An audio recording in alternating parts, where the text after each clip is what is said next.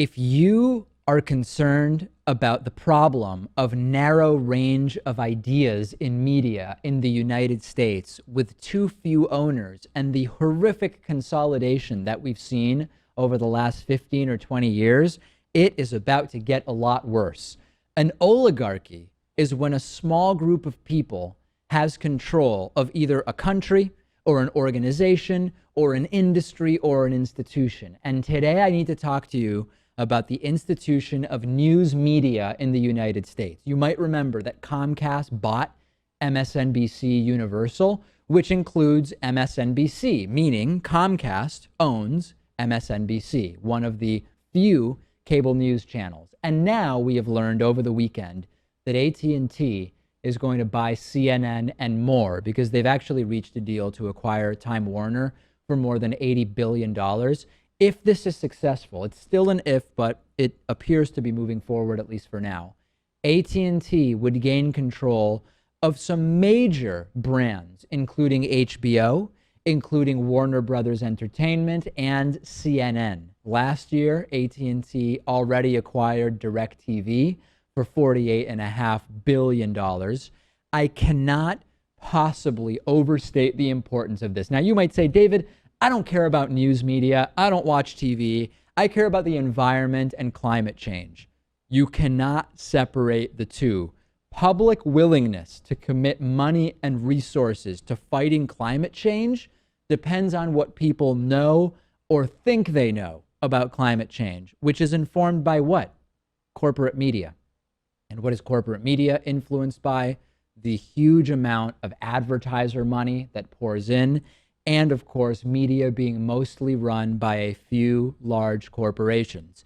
If you care about income inequality, public motivation to pass laws to reduce inequality depends on what people think about income inequality. If people don't understand why it's bad for our economy and society to have a high degree of income inequality, why would they care to change it? And of course, corporate media is not explaining to people why income inequality is bad. So if your reaction is, let media do whatever they want, I'm not living in the news media world, here's my issue. Whatever your issue is, it is dictated by media coverage of the issue and how media is owned and funded. No matter what issue you care about, Pat, this story is the stuff of nightmares. I was actually watching some CNN, and of course they were kind of reluctant to speak on this merger. Yeah. It was Brian Steltzer's Reliable Sources, and he spent about 5 minutes talking about this.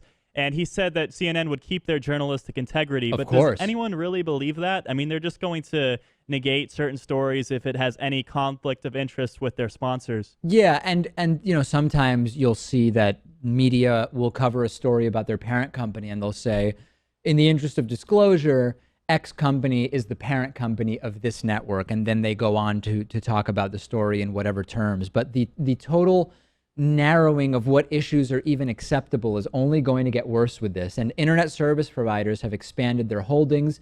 They find themselves, when an internet service provider buys content creators, all of a sudden they're competing with companies like Netflix, for example. And you can see the obvious incentive that it would create. For example, AT&T buys HBO.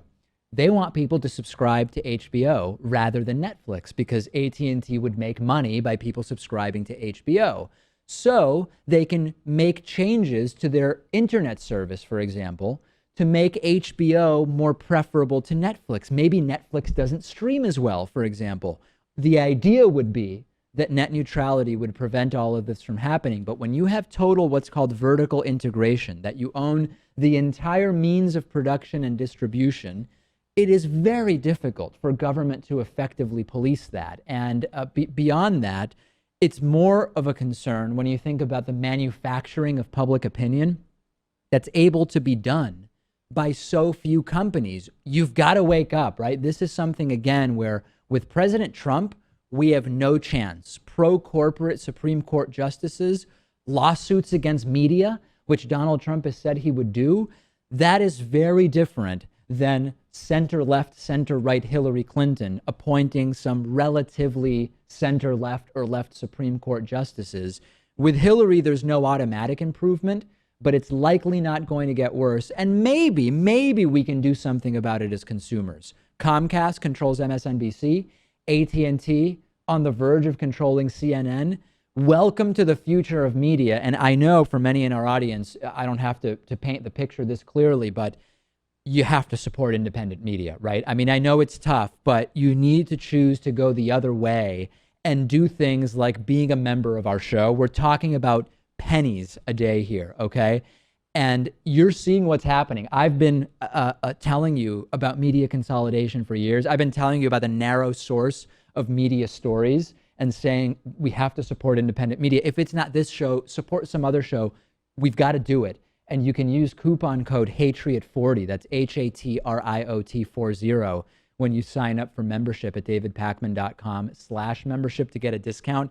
I don't care how much you pay. We need buy-in because this is the stuff of nightmares that we are seeing. Warby Parker is offering a free 5-day home try-on to give you the opportunity to check out their glasses. I personally wear Warby Parker glasses when I'm not wearing my contact lenses. And I also started with one of these free at-home try-ons of 5 pairs of glasses. You can get your free home try-on and support the David Pakman Show at warbyparkertrial.com/TDPS. I don't really like going into glasses stores and trying on glasses while the salesperson sort of hovers over me. And I like more than 30 seconds to actually figure out whether I like the glasses. So with the Warby Parker home try-on, I was able to pick 5 pairs that I liked, put them on in the comfort of my own home, pick the one I like the most, and then Warby Parker put my prescription lenses in there for me. A lot of people don't know that the eyeglass industry is controlled by just a few big corporations that keep prices very high, like $300 for prescription glasses high, which is just insane. Warby Parker glasses start at $95. That's what mine cost. And for every pair of glasses sold, Warby Parker distributes a pair of glasses to someone in need.